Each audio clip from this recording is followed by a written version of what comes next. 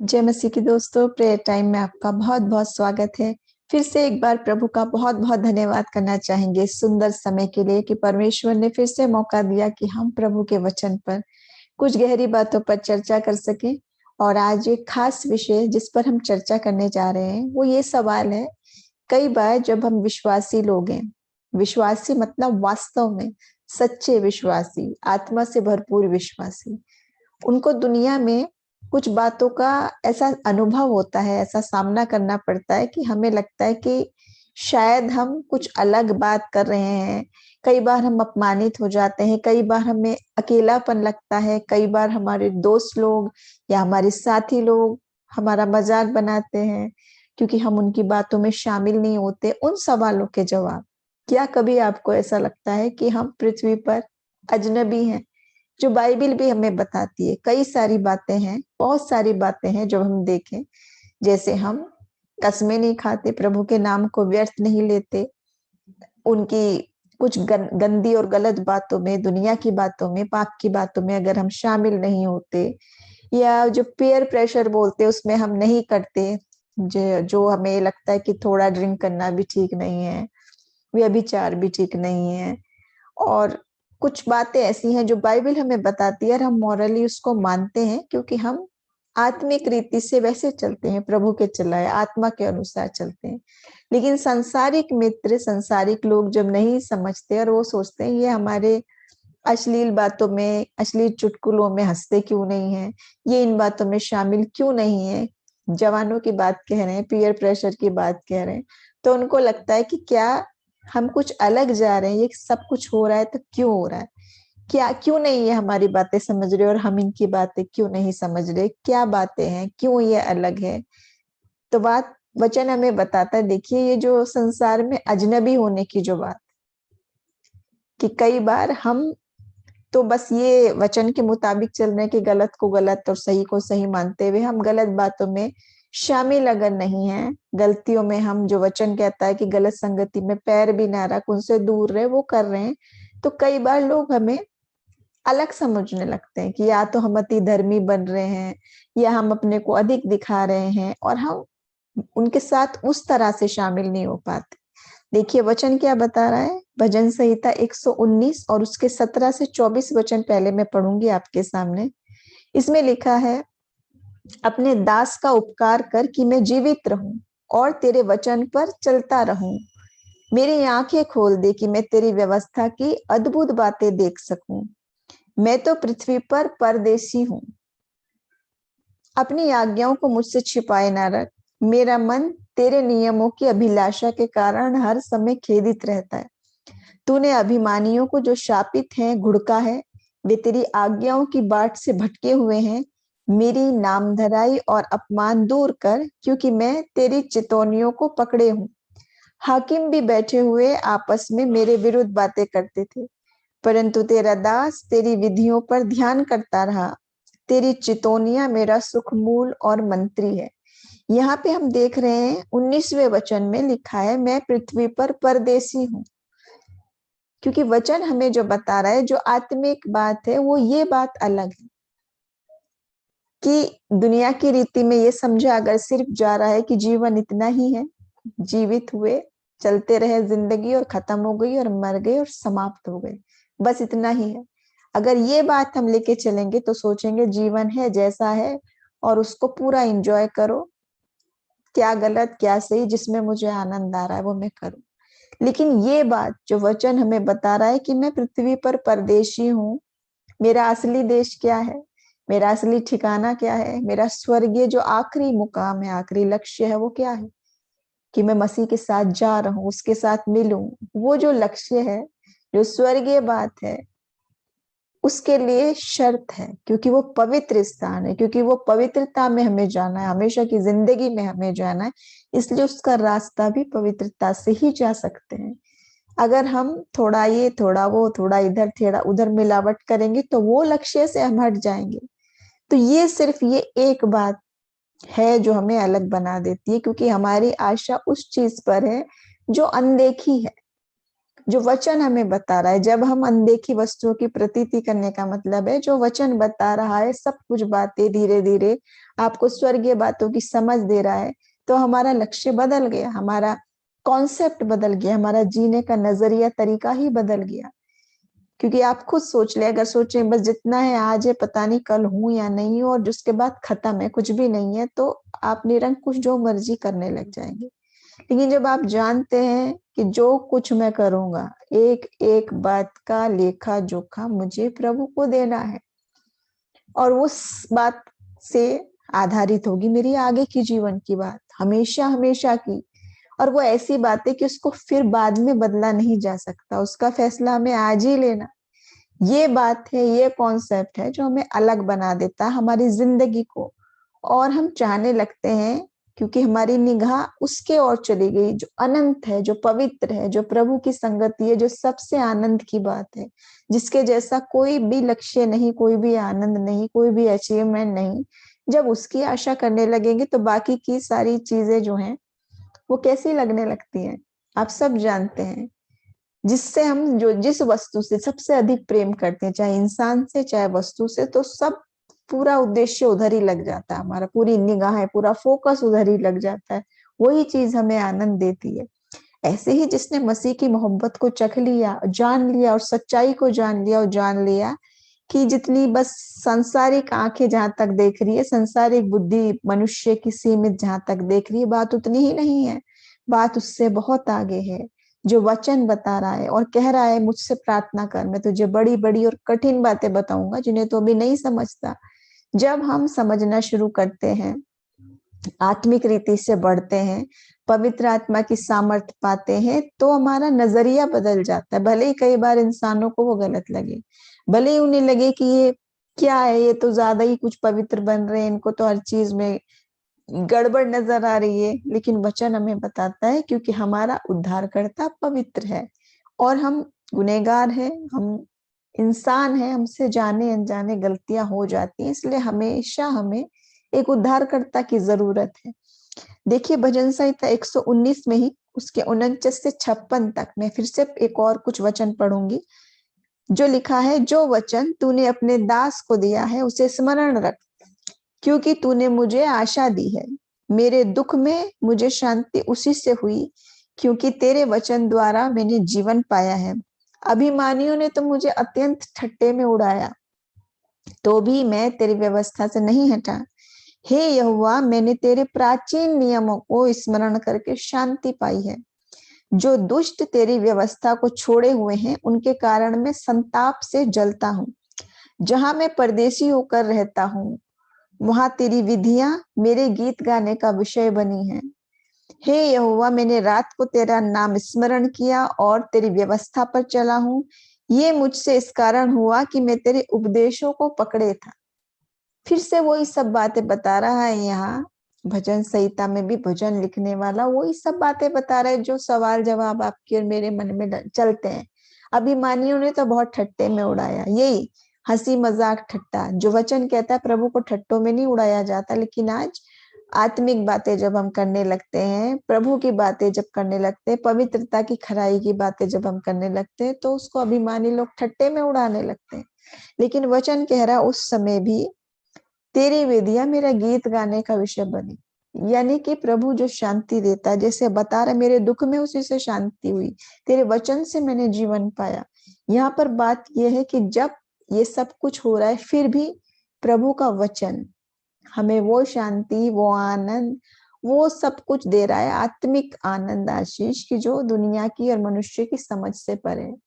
और कोई फर्क नहीं पड़ता फिर विश्वासी को कि कौन मेरा मजाक ठट्टा उड़ा रहा है, कौन क्या कह रहा है, क्या चल रहा है, सुख में दुख में, मृत्यु में, बीमारी में, परेशानी में, हर हाल में उसको शांति मिलती है, क्योंकि वचन जीवित वचन है।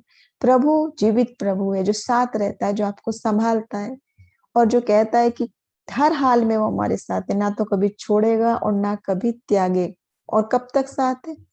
जगत के अंत तक, सदैव सदैव हमारे साथ।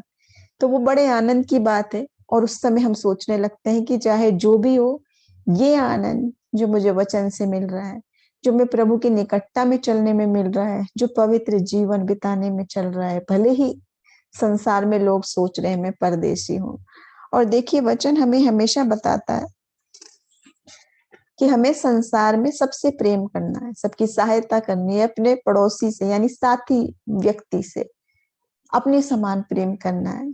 मतलब ये नहीं है कि हम ये समझ रहे हैं कि हम ज्यादा उत्तम है या ज्यादा पवित्र है, ऐसा कहीं वचन नहीं बताता। वचन बता रहा है कि हमें सबसे प्रेम करना है, सबको बताना है, क्योंकि यीशु मसीह ने भी सबसे मोहब्बत की। उसका प्यार, उसकी योजना, उसके आत्मिक तोहफे और उसके उद्धार की योजना भी सबके लिए है, सबके लिए भी और मुफ्त भी। हमेशा हर वचन में हम बोलते हैं, क्योंकि ये बहुत ही आनंद का विषय है, यीशु मसीह की मोहब्बत सबके लिए है।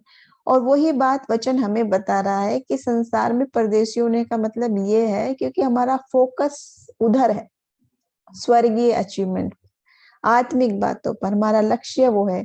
भले ही हम जिंदगी में रहते हुए जहां भी जाए, प्रभु चाहता है हम आनंदित रहें, आशीषित रहें।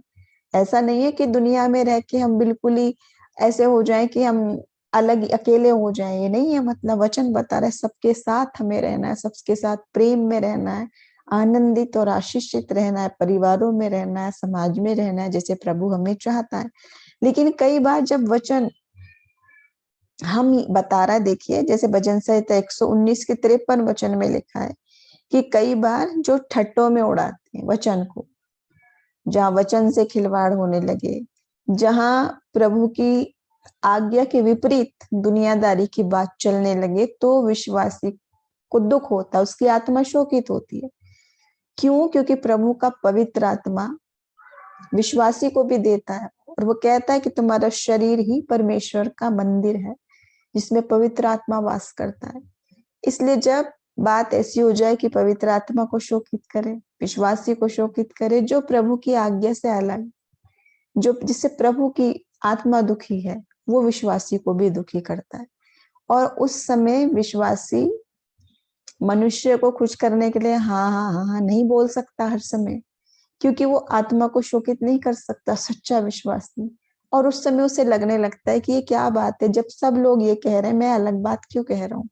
और लोग भी सोचने लगते हैं।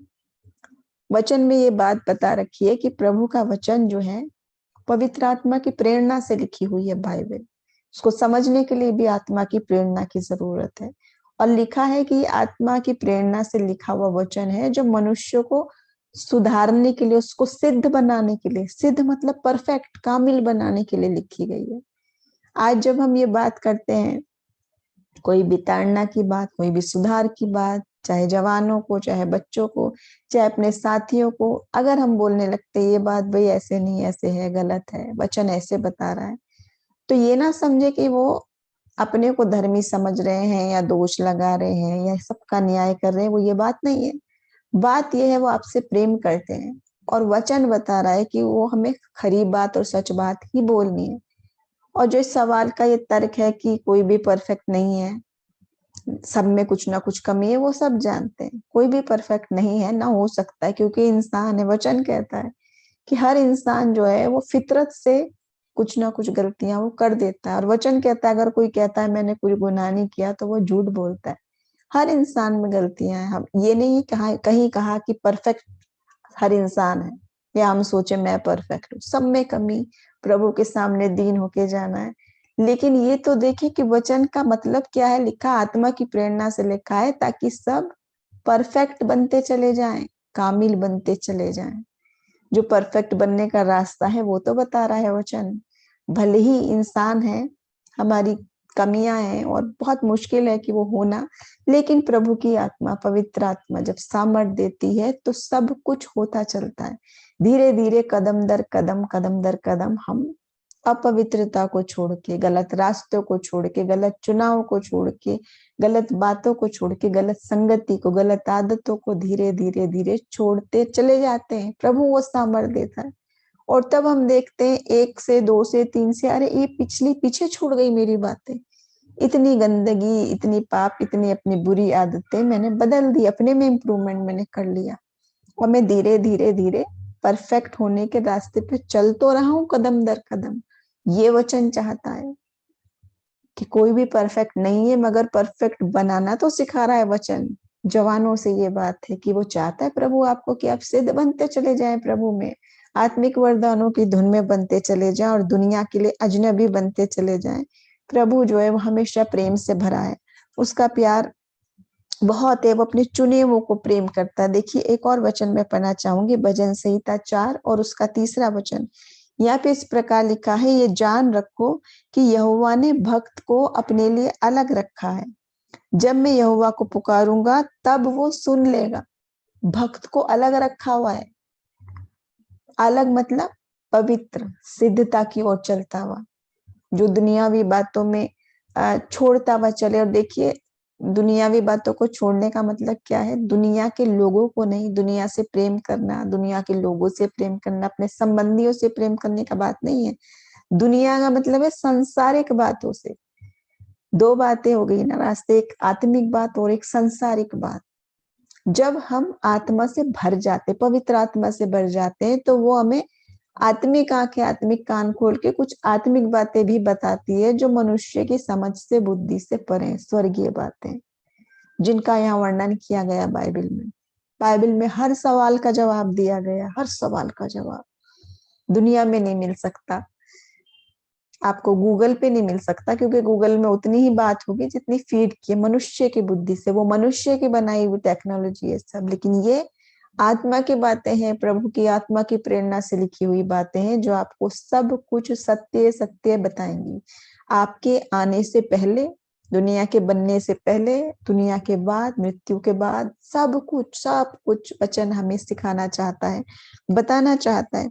उसके बाद देखिए यहाँ पर पतरस लिख रहा है, पहला पतरस उसका 2रा अध्याय 11 वचन में, हे प्रियो मैं तुमसे विनती करता हूं कि तुम अपने आप को परदेसी और यात्री जानकर उस संसारिक अभिलाषाओं से जो आत्मा से युद्ध करती है बचे रहो।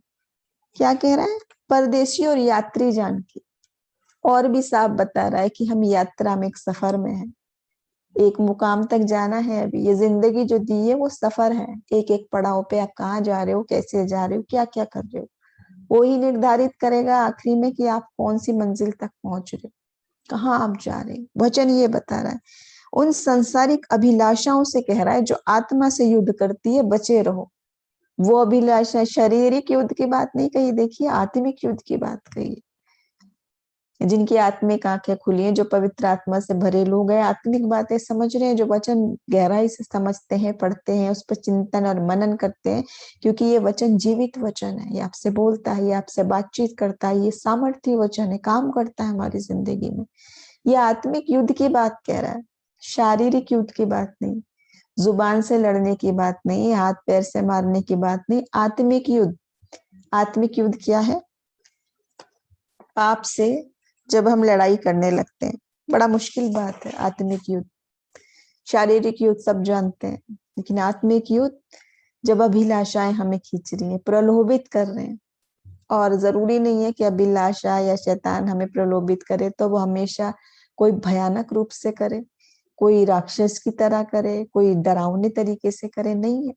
कई बार बड़े लुभावने तरीके से, और आजकल तो और भी नए नए टेक्निक से, नए नए तरीके हैं। कई बार अनजान बच्चे उसमें फंस जा रहे हैं, छोटे छोटे बच्चे जो होमवर्क करने के लिए भी अपने नेट यूज कर रहे हैं, फोन जिनके पास है, कभी भी उसमें कुछ भी तरीके से गलती में पड़ जाते हैं, पाप में पड़ जाते हैं, बुरी संगति में पड़ जाते हैं, बुरी चीज देखने सुनने लगते हैं, आदत हो जाती है, देखते हैं, सुनते हैं, करते हैं, धीरे धीरे धीरे रास्ते से भटक जाते हैं। आसान सा तरीका प्रलोभन का। माँ बाप सोचते मेरा बच्चा तो घर में ही है, मेरे सामने ही है, मेरे आंखों के सामने ही है। तो ये आत्मिक युद्ध ऐसा है जो हमें प्रार्थना में लड़ना है, सुरक्षित करना है अपने आप को, अपने बच्चों को, अपने परिवार को। प्रार्थनाओं में आत्मिक रीति से हमें युद्ध लड़ने, प्रार्थना योद्धा बनके, कि हम हर समय साथ नहीं रह सकते, लेकिन प्रभु का आत्मा हमेशा साथ रहेगा, प्रभु के स्वर्गदूत हमेशा साथ रहेंगे। प्रभु जो है वो वचन कहता है ना, आग का घेरा लगा के रखूंगा, दूतों की छावनी बिठा के रखूंगा। ये केवल बाइबल में लिखी हुई ऐसे नहीं है कि सिर्फ बातें लिखी हुई है, सिर्फ ऐसा लिखा हुआ, ये वाकई में हकीकत है, सचमुच में है। वो प्रोटेक्शन देता है, और ऐसा देता है जो आत्मिक युद्ध है। जब आत्मिक आंखें खुलेंगी तुम देख सकते हैं, जब तक नहीं खुली लगेगा ये क्या बातें हैं। तो प्रभु चाहता है आज हम इस रीति से, वो कह रहा है कि परदेसी जानने का मतलब ये है कि हम संसार में तो रहते हैं। देखिए, प्रभु ने सब कुछ बनाया है, हम उसके बच्चे हैं। और ये सफर जो करने की बात है उसके बारे में मैं बताऊंगी। प्रेरितों के काम 17 और उसके 24 वचन में लिखा है कि प्रभु ने सब कुछ बनाया, जो कुछ उसमें है वो भी सब बनाया। और हम उत्पत्ति में भी देखते हैं किस प्रकार परमेश्वर ने सारी चीजों की रचना की थी। उसके बाद हम पूरी मसीह यीशु की योजना को भी जानते हैं, उसके क्रूस के बलिदान को भी जानते हैं। लेकिन ये सारी बातों के होने के बावजूद हम किन बातों में फंस जाते हैं। देखिए, रोमियो 12 उसका 2 वचन हमें एक चेतावनी दे रहा है, हमें सावधान कर रहा है, जो कह रहा है इस संसार के सदृश ना बनो, तुम संसार के जैसे ना बन जाओ। और आगे भी हम वचन में बहुत जगह देखते हैं कि बहुत सारी बातों में हमें लिखा है कि हम देह की क्रियाओं को मार दें। अब हम जीवित नहीं रहे, मसीह हम में जीवित रहा। जो यीशु मसीह में वही नई सृष्टि है, पुरानी बातें बीत गई, सब नई हो गई। यानी बहुत सारे वचन ऐसे हैं जो इसी बात को बताते हैं कि हम अब पुराने नहीं रहे, अलग हो गए। परदेसी मतलब ये है कि अब वो इंसानी स्वभाव जो है, इंसानी बुद्धि जो लिमिटेड है, वो छोड़कर हम आत्मिकता में प्रभु के स्वभाव में बढ़ते चले गए, प्रभु की आत्मा में बढ़ते चले गए, मसीह को पहन लिया और मसीह के जैसे हो गए हम। और वैसे ही प्रभु यीशु मसीह भी हमें बताता है, और वो कहता है कि इन्होंने तो मुझसे भी नफरत की, मुझे भी नहीं जाना, और मेरे जानने वालों, मेरे मानने वालों के साथ भी तुम्हें भी इस सब से सताव से क्लेश से गुजरना पड़ेगा। लेकिन आनंद की बात है कि प्रभु हमारे साथ रहेगा। और वचन हमें क्या बताता है मत्ती 5 में कि मेरे नाम से जब तुम निंदा करे, कोई तुम्हें सताए, तो आनंदित और मगन होना, क्योंकि तुम्हारे लिए स्वर्ग में बड़ा प्रतिफल है। इतनी बड़ी बात, इतनी बड़ी आशा, इतनी बड़ी आनंद की बात यीशु मसीह स्वयं आपसे और मुझसे कहता है। इसलिए अगर हम वचन में जब चलते हैं, सच्चाई के रास्ते पे चलते, देखिए एक समय था कि जब अच्छे चरित्र पे चलने वाले को, पाप को ना बोलने वाले को, गलत को गलत, सही को सही बोलने वालों को लोग प्रशंसा करते थे, पसंद करते थे, और सोचते थे ये क्या इसका चरित्र है, कितना स्ट्रॉन्ग कैरेक्टर है। लेकिन आज बात उल्टी हो गई। आज बहुत लोगों को आप कहते सुनेंगे, जब आप अपने चरित्र से टस से मस नहीं होते, आप गलत बातों में समझौते नहीं करते, खासतौर से युवा, तो लोग बजाय तारीफ के और हंसी तब उड़ा रहे, और वो कहने लगते तुम कौन से जमाने के लोग हो, तुम कौन से वक्त की बात कर रहे हो। क्योंकि आज उनके लिए सब कुछ चलता है, बहुत ही आम बात हो गई है, बहुत आम बात। नशे करना, व्यभिचार करना, खराब देखना, खराब बोलना, सब कुछ बात बहुत ही नॉर्मल बात हो गई। रोज अपराधों को बढ़ते हुए दर हम देख रहे हैं, न्यूज में भी हर एक अपराध जो बहुत पहले कम दिखाई सुनाई देता था, वो बहुत तयत के साथ सामने आ रहा है। वचन ही में बता रहा है ये सारी शैतानी बातें जो बहुत बहुत बहुत हो गई, जिससे पहले लोग डरते थे, कभी कभार सुनाई देता था, वो उनके लिए कॉमन हो गई बात। अब ये मुश्किल हो गया कि अगर कोई स्ट्रॉन्ग है, विश्वासी, और वो गलत को गलत, हाँ को हाँ, ना को ना बोलता है, जैसे वचन कहता है, जैसे मसीह कहता है, तुम्हारी बात हाँ की हाँ हो, ना की ना हो। गलत संगति में पैर भी मत रखना, उस मंडली में जाना भी मत, दूर हो जाना, कदम भी मत रखना, ये कह रहा है वचन। लेकिन जब कोई विश्वासी ये सब करने लगता है तो उसको सामना करना पड़ जाता है, बजाय उसकी प्रशंसा के उसको बुराइयों का, निंदा का, ठट्टे का सामना करना पड़ता है। और लगने लगता है फिर इंसान को ये क्या हो रहा है, मैं क्यों अलग हूँ, ये लोग मुझे क्यों कह रहे हैं, हंस रहे क्यों। खासतौर से युवाओं को, जो पीयर प्रेशर की बात है, जो ये सवाल जवाब करते हैं, उनके लिए वचन ये बात हमें बता रहा है कि किस प्रकार हमें गलत और सही का चुनाव करना है। आज आप और मैं सब जानते हैं, जब प्रभु का वचन चल रहा होता है, प्रभु के वचन की बात आती है, तो कितने कम लोग उसमें जुड़े हुए होते हैं। लेकिन जहां गंदगी है, अश्लीलता है, पाप की बातें हैं, शैतानी बातें, वहां खुद मालूम है आपको कि सारा सारा ध्यान, सारा आकर्षण, सारा जोर उधर ही है, सब उधर ही चले गए। उस वक्त प्रभु का वचन आप हमें कहता है कि संसार में तो रहते हो, पर संसार के सदृश ना बनो। क्योंकि प्रभु पवित्र है। पवित्र बनो, यीशु मसीह के अनुसार चलो, उसके वचन के अनुसार चलो, युवाओं को वचन कहता है। और ये जो बातें, ये देखिए कहने से और सुनने से नहीं होती, ये सिर्फ प्रभु की सामर्थ से, उसकी आत्मा को चख के, उसकी आत्मा से भरपूर हो जाएंगे तो हम ये सब कुछ होने लगता है हमारे जीवन में। और बाइबल हमें ये सारी बातें साफ साफ साफ साफ बताती है, पूरी सब बातें बताती है कि शैतान कैसे भ्रमित करता है और उसकी योजनाएं क्या है और हमें उससे कैसे सावधान रहना। और वचन हमें बताता है कि हम न बल से, न शक्ति से, न अपनी सामर्थ्य से, न बुद्धि से, परंतु प्रभु की आत्मा के द्वारा, उसकी सामर्थ्य के द्वारा हम सब कुछ कर सकते हैं। वचन कहता है कि शैतान का सामना कर, वो तेरे सामने से भागेगा। तो परेशानी चाहे बुरी संगति की हो, बुरी आदतों की हो, शैतानी बंधनों की हो, तंत्र मंत्र जादू टोने की हो, जो कुछ भी क्यों ना हो, सब में प्रभु आपको संभालेगा, आपकी सहायता करेगा, आपको निकाल के खड़ा करेगा। क्योंकि वचन ये बताता है, हर समय आपको और मुझे बताता है, 2 कुरिन्थियों 6 अध्याय और 17 वचन में है कि उनके बीच में से अलग हो जाए, शुद्ध वस्तु को छूना भी मत, हाथ भी मत लगाना। वचन कितना स्ट्रिक्टली हमें बता रहा है। व्यभिचार के बारे में कितनी बड़ी बात बताता है कि कोई बुरी नजर से अगर स्त्री को देखता है तो वो मन ही मन उसके साथ व्यभिचार कर चुका। इतनी बड़ी बात,